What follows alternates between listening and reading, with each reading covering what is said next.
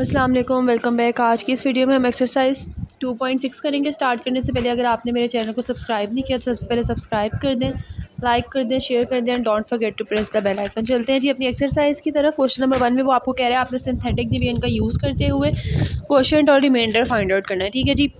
अब आप क्या करेंगे, पहले आपके पास जो है वो एक्स स्क्वायर प्लस 7x-1 है, उसको आपने डिवाइड करना है x+1 से। तो सबसे पहले तो आप x+1 जो भी आपके पास जिससे आपने डिवाइड करना है उसको इक्वल्स टू 0 रखेंगे।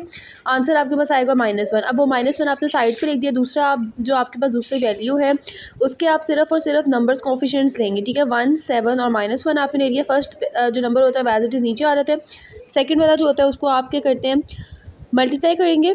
ठीक है जी, 1 को -1 से मल्टीप्लाई करें, -1 आंसर आ जाएगा। और उसके बाद जो है वो सॉल्व करके 6 आ गया। फिर 6 को -1 से मल्टीप्लाई करें, -6 आ जाएगा। इस तरह -7 आंसर आ जाएगा। आपका क्वोशिएंट x+6 होगा और आपका रिमाइंडर जो है वो -7 होगा। ठीक है, जो लास्ट टर्म होंगी। इसी तरह आपने सेकंड पार्ट भी कर लेना है, थर्ड पार्ट भी करना है, और जो है वो आपके पास क्वेश्चन नंबर 1 जो है वो सॉल्व हो जाएगा। ठीक है जी, सिंपली मैंने आपको मेथड समझा दिया। इस मेथड से आप करेंगे तो आपके क्वेश्चन इजीली सॉल्व हो जाएगा। क्वेश्चन नंबर 2 में वो कह रहा है कि आपने एच की वैल्यू फाइंड करनी है। सिंथेटिक डिवीजन को ही हमने यूज़ करना है और हमने एच की वैल्यू फाइंड करनी है। सबसे पहले आपके पास पी ऑफ एक्स है, उसके अंदर अच्छा ये होता है कि अगर आपके पास क्यूब है और फ़ौरन से एक्स आ गया तो वो ऐसे काम नहीं होता। आपके पास क्यूब भी होना चाहिए, स्क्वायर भी होना चाहिए, एक्स भी होना चाहिए और कांस्टेंट भी होना चाहिए। तो सबसे पहले आप उसको दूसरी फॉर्म में चेंज करेंगे। नेक्स्ट आप फिर वही काम करेंगे। आपने जो है वो 3 से करना तो 3 आप लिख लें। उसके बाद उसको फर्दर सॉल्व करें और आपके पास जो है वो लास्ट वाली जो टर्म आएगी जिसको हमने रिमाइंडर कहा था उसको इक्वल्स टू 0 रखें और आपके पास जो है वो इसकी वैल्यू आ जाएगी 7/3। ठीक है जी। सेकंड पार्ट में भी सिमिलर आपने यही काम करना है। सबसे पहले जो है वो आपने देखना कि क्यूब और स्क्वायर है लेकिन आपके पास जो है वो उसका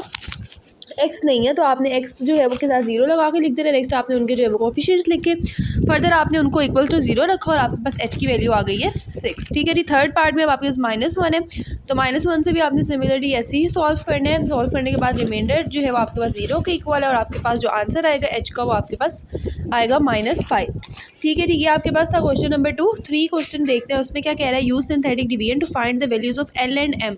एल और एम की अब आपने वैल्यूज़ फाइंड करनी है। फर्स्ट पार्ट में आपके पास 2 फैक्टर्स हैं। सबसे पहले आप एक को यूज़ करेंगे सिंथेटिक डिवीजन में, फिर आप सेकंड को यूज़ करेंगे। x+3 है तो आपने सबसे पहले 0 के इक्वल रखना होता है। -3 आ जाएगा, -3 लिखेंगे और आप कोफिशिएंट्स वैसे ही आपने लिखे हुए।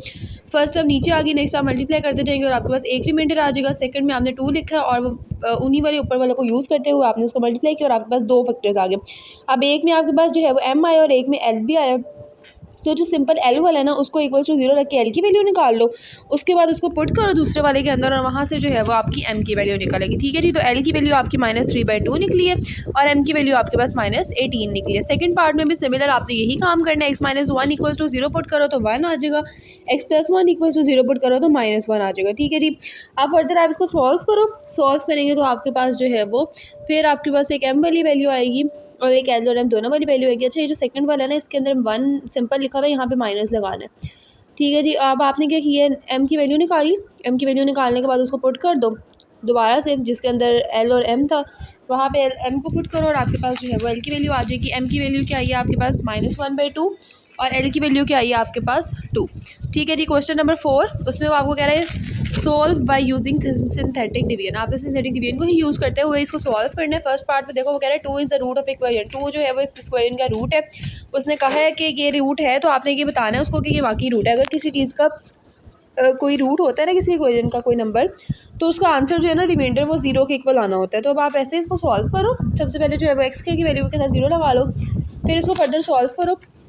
सॉल्व करोगे तो देखो आपके पास 0 आ रहा है। अब आपके पास जो डिप्रेस्ड इक्वेशन थी आपकी, ठीक है जी, वो आपके पास लास्ट में होता है ना वो x² एक्स और कांस्टेंट। ठीक है कि जितने ज़्यादा बढ़ते जाएंगे आप देखो, लेकिन अमूमन आपके पास x² एक्स और कांस्टेंट हो जाता है वैल्यू। ठीक है जी। साथ आपने इसको सॉल्व किया। नीचे अब आपके पास इसकी मिड टर्म ब्रेकिंग हो रही थी, मिड टर्म ब्रेकिंग करो, उसके बाद इसको फर्दर सॉल्व करो। दो जो वैल्यूज़ आ गई उनको इक्वल टू 0 रखो और आपके पास सोल्यूशन सेट जो है वो आंसर आ जाएगा। ठीक है जी। एक सोल्यूशन सेट जो आपके पास जो उसने दिया हुआ था ऑलरेडी और 2 जो आपने फाइंड किए हैं वो। सेकंड पार्ट में भी सिमिलर यही काम करना है आप लोगों ने। सबसे पहले जो है वो इसमें 3 दिया हुआ है, तो 3 को पुट करके देखो आंसर्स देखो आपके पास 0 आ रहा है। डिप्रेस इक्वेशन बनाओ। अपनी इक्वेशन बनाने के बाद मिड टर्म ब्रेकिंग करो। मिड टर्म ब्रेकिंग करने के बाद 2 जो आपके पास फैक्टर्स आ रहे हैं उनको इक्वल टू 0 रखो। 0 को इक्वल रखोगे तो एक्स की 2 वैल्यूज़ आ जाएंगी, -2 और 1/2। ठीक है जी। एक आपके पास कौन सी थी जो 3 उसने दी हुई थी। थर्ड पार्ट में भी सिमिलर यही काम करना है। यहाँ पे अब उसने -1 दे दिए तो -1 करो। सॉल्व करोगे तो आंसर फिर से 0 आएगा। डिप्रेस इक्वेशन बनाओ। अपनी इक्वेशन बनाने के बाद उसको फर्दर सॉल्व करो। मिड टर्म ब्रेकिंग करो, अपने जो फैक्टर्स आ रहे हैं उनको इक्वल्स टू 0 रखो और लास्ट पे जो है वो आपके पास 3 जो है रूट्स आ जाएंगे। कौन से 2 जो आपके पास आंसर आएंगे और एक जो उसने गिवन क्वेश्चन में दिया होगा।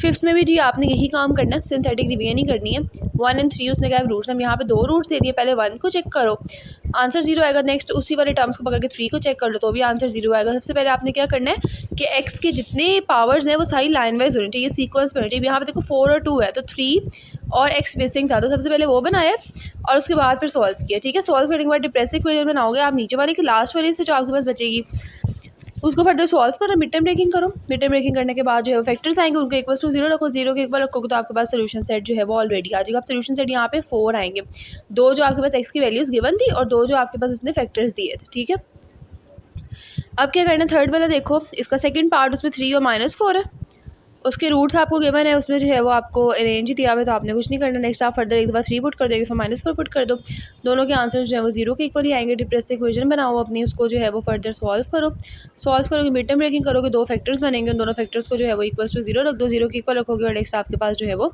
आपके 4 जो है वो फैक्टर सोल्यूशन सेट वो आपके पास आ जाएंगे। ठीक है जी, ये थी एक्सरसाइज।